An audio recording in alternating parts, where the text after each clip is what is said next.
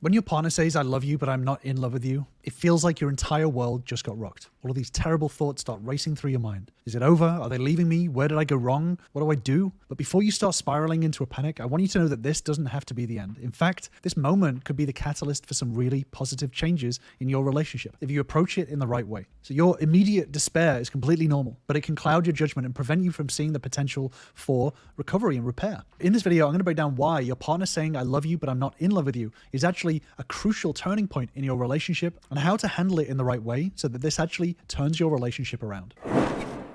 So let's break down the difference between love and being in love. So when your partner says, I love you, but I'm not in love with you, what they're trying to say to you is that they still feel all of the affection that they felt before. However, they cannot see the potential future for the relationship. And this can be really, really hard to hear at the time. I totally understand. However, this is a perfect opportunity because this information can now lead you to start making changes in order to turn your relationship around. Your partner is expressing that they don't see the potential and the future in the relationship. Now, a lot of people will see this as a bad thing. A lot of people will see this as devastating. However, this is really important data. You know, what I tell my members is that there is no bad data. When it comes to a relationship, whatever your partner expresses, there is no bad data. It's really crucial to understand that, because if you're interpreting what your partner is saying right now as it being over, then you're going to give up. You're going to stop wanting to put effort into the relationship. However, your partner is saying, hey, here are some flaws right now. I have wanted XYZ and this is not happening. I don't see the potential for that. What's happened is that there's been a shift in your partner's feelings and they're trying to express that to you. The problem happens is that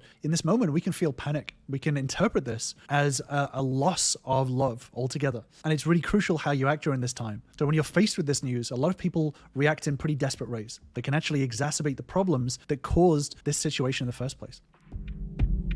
So one of the biggest pitfalls is blaming your partner for their feelings. So you might try to guilt them into staying by saying things like, how could you do this to me after all this time? But this behavior can often be quite manipulative and it can backfire, creating even more resentment and driving your partner further and further away. You know, blaming your partner breaks trust even further. And even if you do succeed in guilting them into staying, the underlying issues will remain unresolved. So when you do hear, I love you, but I'm not in love with you from your partner, it's important to set aside the idea of blame right now and just put yourself in your partner's shoes to understand why they may be thinking this way and why they may not be seeing the full potential of the relationship. Another way that we can react during this time is act aloof, pretending to not care. This is what the members and I call the lone wolf illusion, which is maybe like trying to use some reverse psychology to force your partner to miss you. But this approach actually increases the emotional disconnection. It destroys more of the emotional safety. When you fall for the lone wolf illusion, your partner will perceive it as you're emotionally unavailable. So instead of making them miss you, they're going to conclude to themselves that you're not willing to fight for the relationship because you're pushing them further and further away. Your partner is going to interpret your behavior as a lack of investment in the relationship. And this is just going to simply reinforce their beliefs that you have grown apart and that it will make them see even less potential in the relationship. And just before I jump onto my next point, if you do want more videos on relationships, then feel free to subscribe to the channel for new videos every single week. Some people also make the mistake of trying to use logic and reason your partner, presenting all of these arguments for why they should still be in love.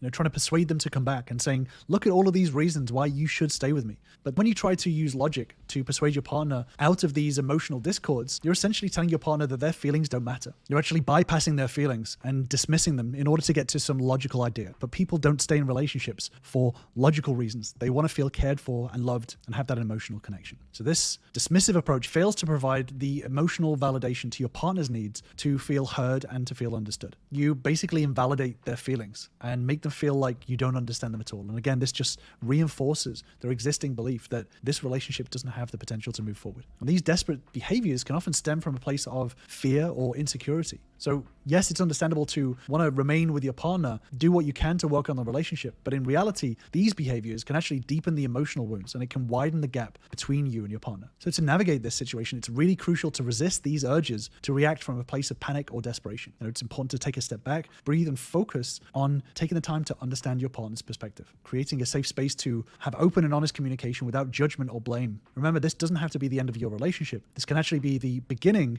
of a transformative journey towards deeper understanding, personal growth, and a more fulfilling connection. But in order to start this new journey, you first need to understand the root causes of your partner's feelings and approach the situation with empathy and self-reflection.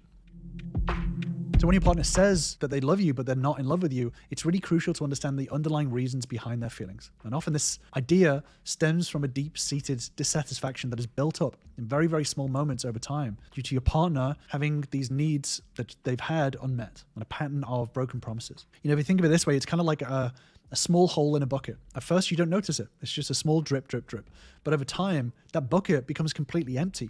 And in so many cases in relationships, this slow dissatisfaction comes from a cycle of dashed hopes and unfulfilled expectations. Your partner may have repeatedly put their faith in your promises to change or improve, only to be left disappointed when these promises fail to materialize. Or maybe there was no effort made, there were no promises made, and you were in denial about the problems of the relationship. These repeated patterns can erode trust and leave your partner feeling really emotionally bruised and battered. This creates a damaging cycle that can be really hard to break. But here's the thing, your partner's expression of this dissatisfaction right now can actually be a positive sign. What it actually shows is that they're taking a stand for their own self-respect and their own well-being, and they're refusing to settle for a relationship that doesn't meet their needs or align with their own values. So in a way, it's a form of self-advocacy, and it's a declaration that they deserve more than empty words and half-hearted efforts.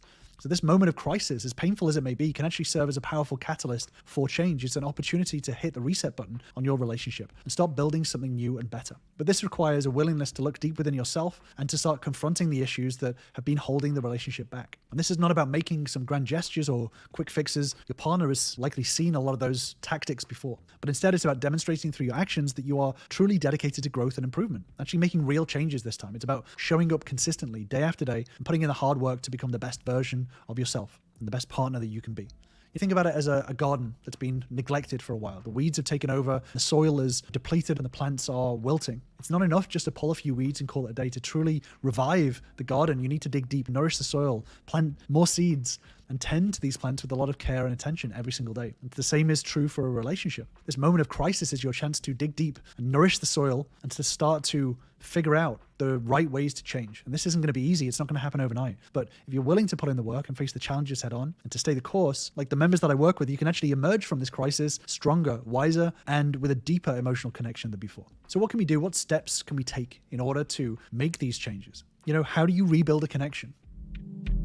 You know, there's a limited amount of detail that I can jump in a YouTube video. So if you do want to deeper dive into all of this, then join me on my free relationship bootcamp, where you'll learn the same tools and skills that I work on with my members who have successfully turned around their relationship from this exact situation. Click on the link in the description to get started today. So making personal changes is the key to taking this relationship, again, from the brink of collapse into a thriving connection. This journey starts with a deep, honest look in the mirror. Ask yourself, what patterns and behaviors do I need to change to become the best partner I can be? And this starts with not pointing fingers or placing blame. It's about taking responsibility for your role in the relationship struggles. The first thing to do is put yourself in your partner's shoes. Really try to understand the emotional toll that your own actions or inactions may have taken on them. Recognize the sacrifices that they've made and the pain that they've gone through. Cultivating this empathy will guide you as you work to rebuild the trust and foster a renewed sense of safety and security. So this is about focusing on the deep underlying issues, like rebuilding admiration, aligning your goals, reigniting that spark. So rebuilding that emotional safety and that intimacy that you had, rather than just trying to treat these surface level symptoms. Start to approach your partner with conversations about the problems that you've recognized and the ways that you could have approached things differently and